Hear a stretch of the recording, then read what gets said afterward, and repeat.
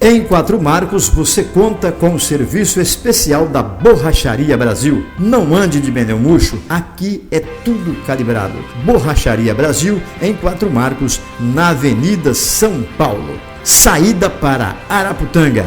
Faça-nos uma visita. Prefeitura Municipal de Porto Esperidião, trabalhando para o povo, na infraestrutura, estradas bem cuidadas, possibilitando o ir e vir da comunidade e a escoação de nossa produção com agilidade.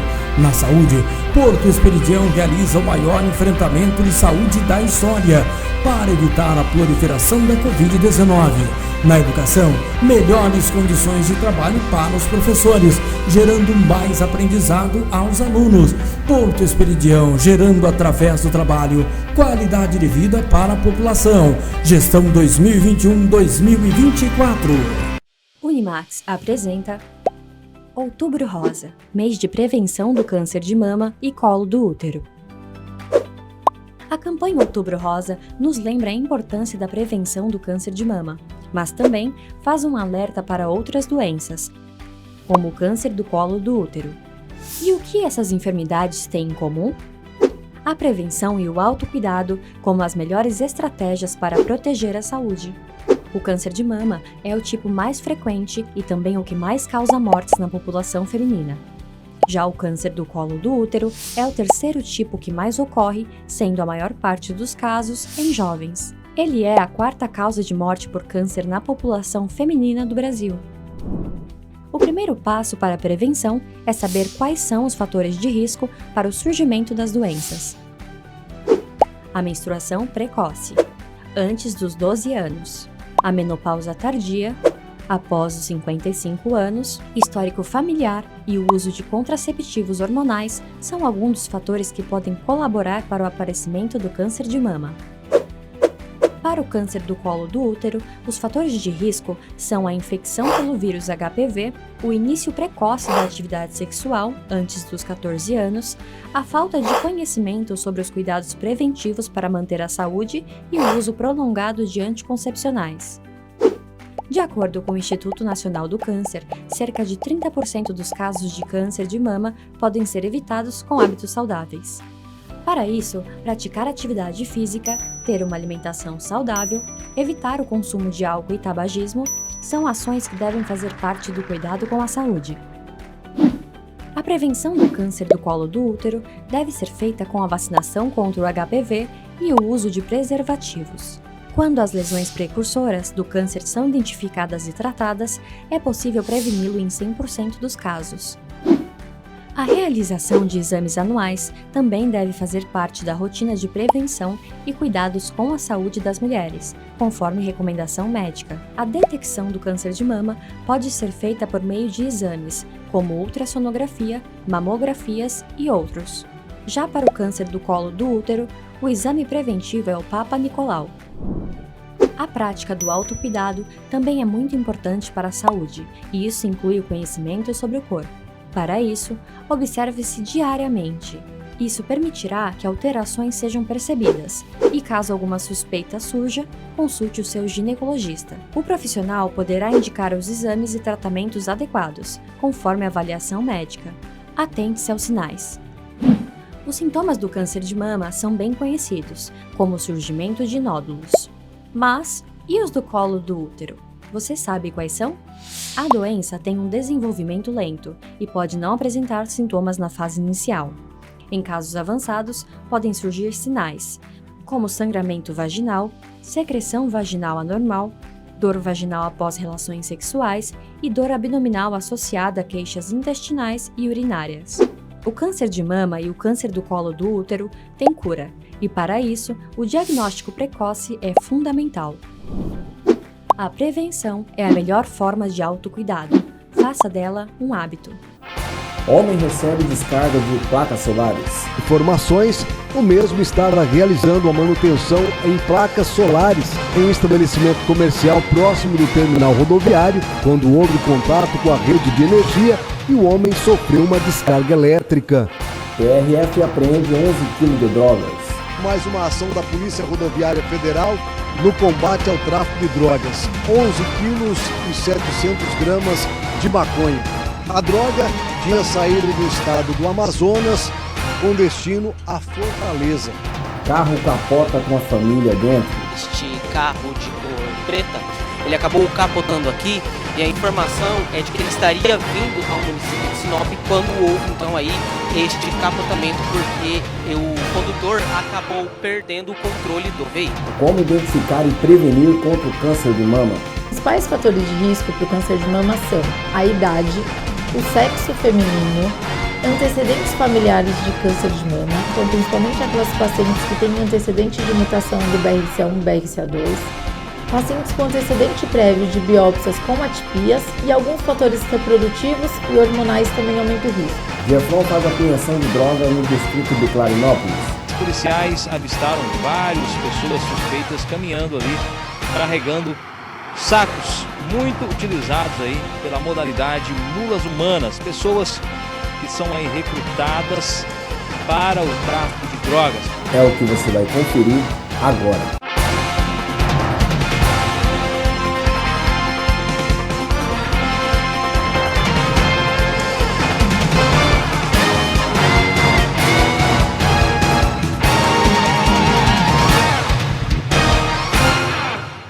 Boa tarde, seja muito bem-vindo. Uma ótima segunda-feira para você que está chegando agora no nosso jornal Folha do Vale.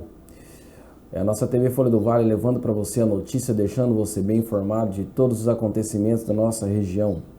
Hoje, dia 17 de outubro de 2022, uma segunda-feira, e uma segunda-feira bem informativa com um acontecimento que aconteceu em Ponce Lacerda. Um trabalhador, ao fazer manutenções de placas solares, acabou tomando uma descarga elétrica. Veja.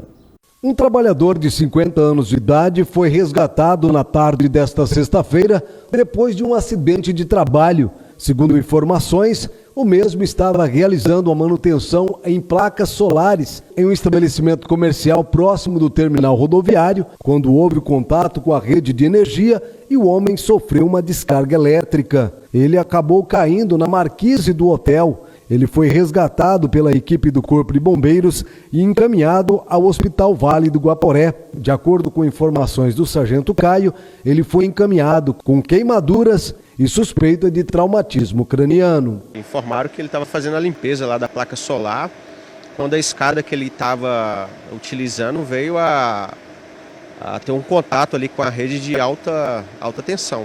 No momento que ele levou o choque, sofreu uma queda também, ficou ali sobre a marquise do hotel. No momento em que a equipe chega para o resgate, ele estava desacordado? Desacordado, né? Estava inconsciente, mas a gente conseguiu observar sinais vitais, né? Conseguiu ver a respiração, né? Tava ofegante e a gente conseguia ver, né, a compressão, né, descompressão torácica ali da respiração. Tinha sinal de queimadura, sargento? Tinha sinal de queimadura. Sinal de queimadura nos pés, provavelmente por onde a descarga, né, saiu, né, do corpo. E na região das costas também, na região do abdômen dele também foi observado também queimaduras. Inclusive chegou a circular informação de que ele tinha vindo a óbito. Isso foi descartado? Foi descartado. No momento lá do atendimento, sinais vitais, inclusive quando a gente colocou ele dentro da unidade de resgate, ele começou a recobrar a consciência dele.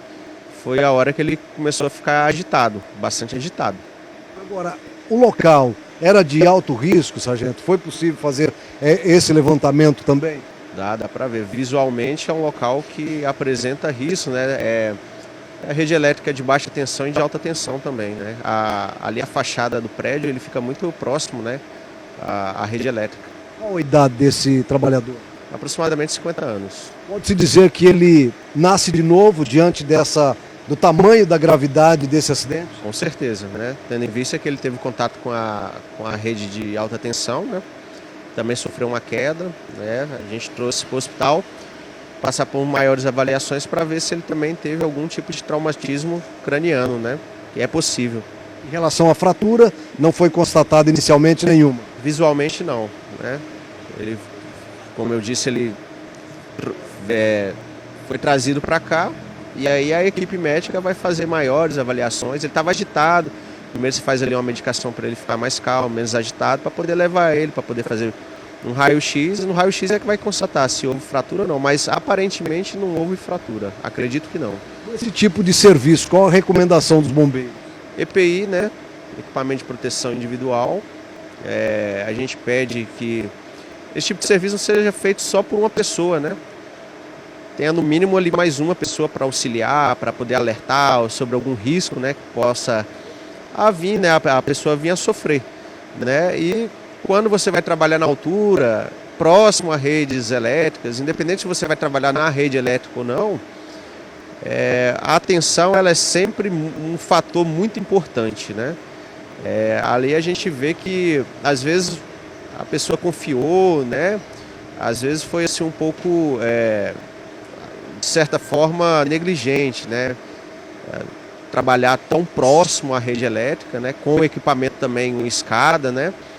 E no mais a gente deseja a ele, né? A família dele, podemos afirmar sim, né?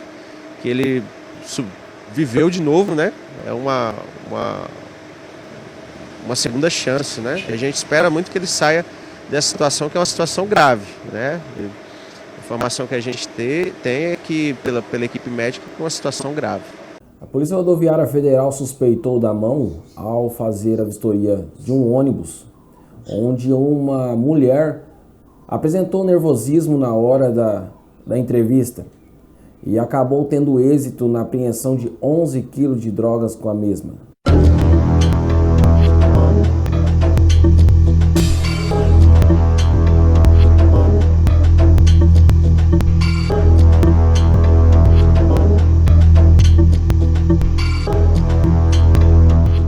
Aqui está o resultado de mais uma ação da Polícia Rodoviária Federal no combate ao tráfico de drogas. 11 quilos e 700 gramas de maconha. A droga tinha saído do estado do Amazonas com destino a Fortaleza. Nesse itinerário, Porto Velho iria até Cuiabá com destino ao Nordeste brasileiro. No entanto, ao passar aqui pela 174 em Pontes Lacerda, não deu outra. A ação da Polícia Rodoviária Federal resultou na apreensão do entorpecente que estava em poder de uma jovem que estava em um ônibus da empresa Itamaraty. Depois de apresentar um certo nervosismo, a polícia já desconfiou que ela devia no cartório. Não deu outra. Tráfico de drogas. A mesma foi encaminhada à carceragem aqui da Polícia Rodoviária Federal, com destino à Delegacia da Polícia Judiciária Civil. O PRF Dias falou à imprensa local desta abordagem, um trabalho de rotina da Polícia Rodoviária Federal no combate ao tráfico de drogas. A equipe estava realizando uma abordagem ali próximo ao posto Tuiú e demos ordem de parada ao ônibus da empresa Itamaraty e fizemos nossa abordagem padrão com combate ao enfrentamento do tráfico de entorpecente. E aí uma passageira apresentou muito nervosismo na hora das perguntas, da entrevista, e então ela a equipe pegou a mochila dela, estava um excesso de peso na mochila. Ao abrir já estava de cara já os entorpecentes à vista, não tinha nada tampando nem nada. Ela chegou a dizer onde é que pegou esse entorpecente, qual era o itinerário dela? Sim, o itinerário da linha era Porto Velho e Cuiabá, mas ela falou que pegou essa mochila lá em Manaus e com destino final para Fortaleza. Ela não tem passagens, né, PRF? Não, nenhuma passagem. Disse que era a primeira vez que fez isso e não tinha mais nenhum envolvimento. Ela chegou a falar quanto é que ela ia ganhar por esse serviço? Não, ela não informou. Não foi perguntada, ela também não informou quanto que ia ganhar. Agora, no momento, essa mochila estava junto a ela ou estava na parte de cima ali do ônibus? Estava no bagageiro acima do assento dela. Aí quando botou no colo já percebeu já que estava uma grande quantidade, um grande peso. E quando abriu já estava já os entorpecentes, como podem ter visto aí. Qual a idade dela, PRF? Ela não informou a idade. Com a localização da proprietária da droga, os demais passageiros já foram liberados? Sim, a gente verificou se não havia mais nenhuma pessoa também junto com ela. Ainda perguntamos, ela negou, mas a gente verificou e não tinha mais nada de ilícito no ônibus. O acidente nas proximidades de Sinop, um carro veio a perder o controle, rodar na pista de terra e capotar com uma família toda dentro.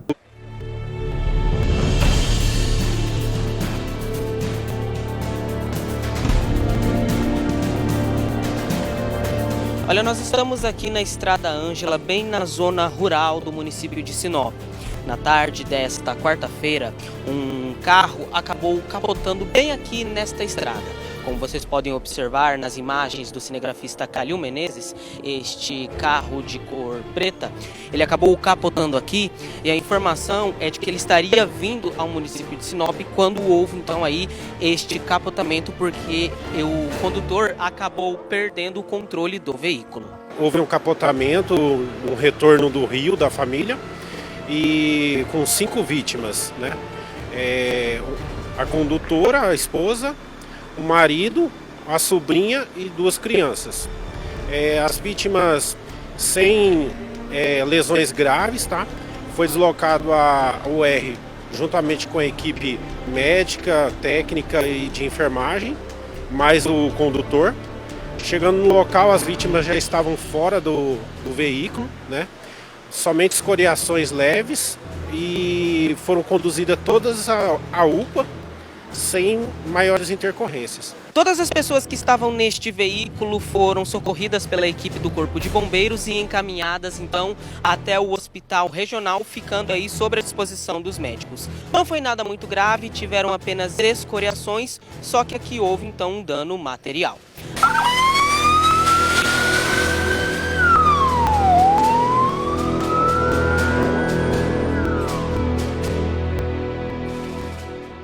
Estamos aí no mês de outubro, o mês aí que favorece a campanha Outubro Rosa, uma campanha aí que a gente está realizando, todos os dias a gente passa também. E hoje trazemos para você a prevenção sobre o câncer de mama. Começamos o Outubro Rosa e estaremos aqui dando algumas dicas de como prevenir e como rastrear a doença.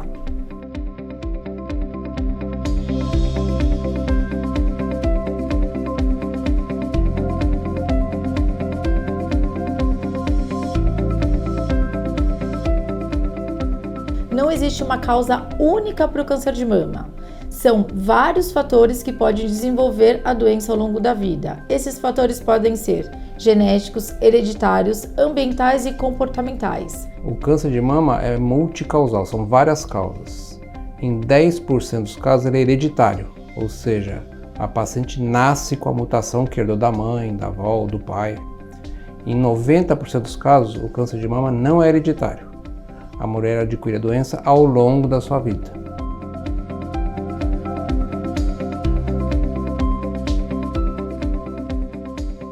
Os principais fatores de risco para o câncer de mama são a idade, o sexo feminino, antecedentes familiares de câncer de mama, então principalmente aquelas pacientes que têm antecedente de mutação do BRCA1 e BRCA2, pacientes com antecedente prévio de biópsias com atipias e alguns fatores reprodutivos e hormonais também aumentam o risco. Além, é claro, daquela paciente sedentária, obesa na pós-menopausa, com uso crônico ou prolongado de reposição hormonal, ou que faz uso recente de anticoncepção, também tem o risco aumentado da doença. E existem algumas doenças benignas da mama que aumentam também o risco de futuramente a paciente desenvolver essa doença.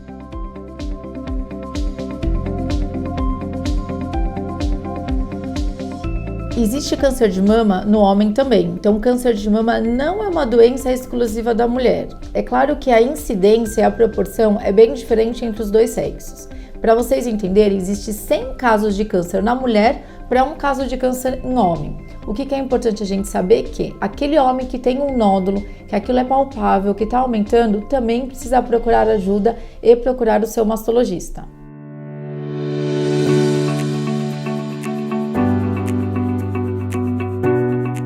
O câncer de mama é uma doença idade dependente, ou seja, quanto maior a idade, maior o risco, a semelhança de outros cânceres também. Obviamente ocorre na mulher jovem, mas é muito raro. E quando ocorre na mulher jovem, a gente pensa em causas hereditárias, ou seja, a paciente herdou um gene que aumenta o risco de câncer de mama, ou do lado materno ou paterno. Por isso que a gente faz o programa de rastreamento pela mamografia a partir dos 40 anos, ou principalmente após os 50 anos, porque é a idade que aumenta o risco da mulher desenvolver essa doença.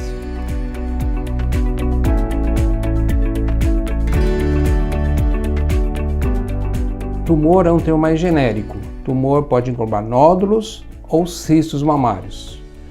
Ou seja, qualquer aumento de volume na mama, formando uma estrutura arredondada, a gente chama isso de tumor. O tumor pode ser inflamatório, uma coleção de pus pode formar um tumor, ou pode ser uma doença oncológica, neoplásica, como por exemplo o câncer de mama. O cisto, por outro lado, é uma lesão preenchida de líquido, que 99% das vezes é uma lesão benigna. Então, realmente, nódulo e cisto, conceitualmente, são coisas bem diferentes, que têm uma característica muito particular no segmento dos seus exames.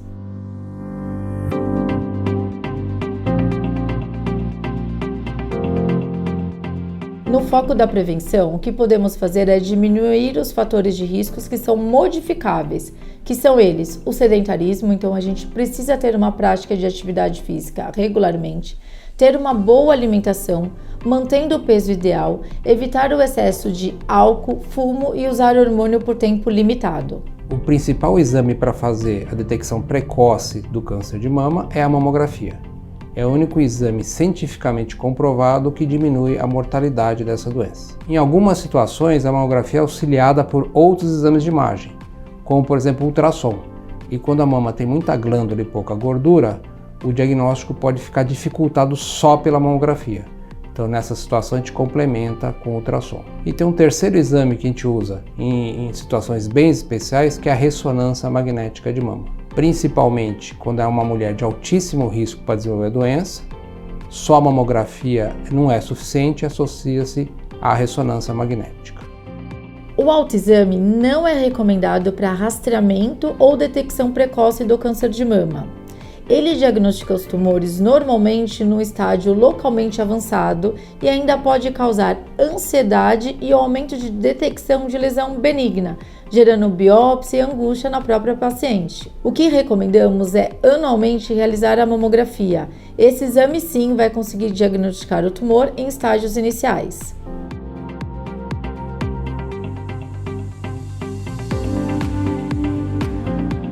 O tratamento do câncer de mama é multimodal. O que significa isso? A gente utiliza várias modalidades de tratamento. A principal e a primeira desenvolvida foi a cirurgia. Mas a gente usa também a quimioterapia, a endocrinoterapia, a radioterapia e a terapia-alvo. Então, de forma bem simplificada, tumores iniciais e pouco agressivos, a gente inicia com a cirurgia, tumores muito agressivos ou muito volumosos, a gente indica com a quimioterapia. O policiamento de fronteira GEFRON, através da Operação ORA, os Guardiões da Fronteira, realizando aí um excelente trabalho e desmontando articulações criminosas na região, teve aí êxito na apreensão de drogas na região do distrito de Clarinópolis. E durante a Operação ORA, os Guardiões da Fronteira, equipes do Grupamento Especial de Fronteira, o GEFRON, estavam em patrulhamento ali no município de Cáceres, próximo à região do distrito de Clarinópolis, quando de repente em uma região de mata, as equipes policiais avistaram várias pessoas suspeitas caminhando ali, carregando sacos muito utilizados aí pela modalidade mulas humanas, pessoas que são aí recrutadas para o tráfico de drogas, para trazer drogas do país vizinho Bolívia. Foi aí que as equipes policiais tentaram fazer abordagem a esses suspeitos, porém os mesmos acabou empreendendo fuga em uma região de mata, não sendo possível assim prender nenhum dos suspeitos. Foi aí que a equipe se aproximou e encontrou vários sacos contendo entorpecentes. Foram encontrados 22 tabletes de substância análoga à pasta base de cocaína e 35 tabletes de substância análoga a cloridrato de cocaína. Diante do fato, os entorpecentes localizados foram entregues à DEFRON, a Delegacia Especial de Fronteira em Cáceres, para as providências que o caso requer. E esta foi mais uma ação do Grupamento Especial de Fronteira, o GEFRON, no combate ao crime de tráfico de drogas entre o Brasil e a Bolívia. Bem, amigos, encerramos aqui essa edição do nosso jornal Folha do Vale. Aquele meu abraço a todos vocês, fica aquele beijo no teu coração. Até amanhã. Boa tarde.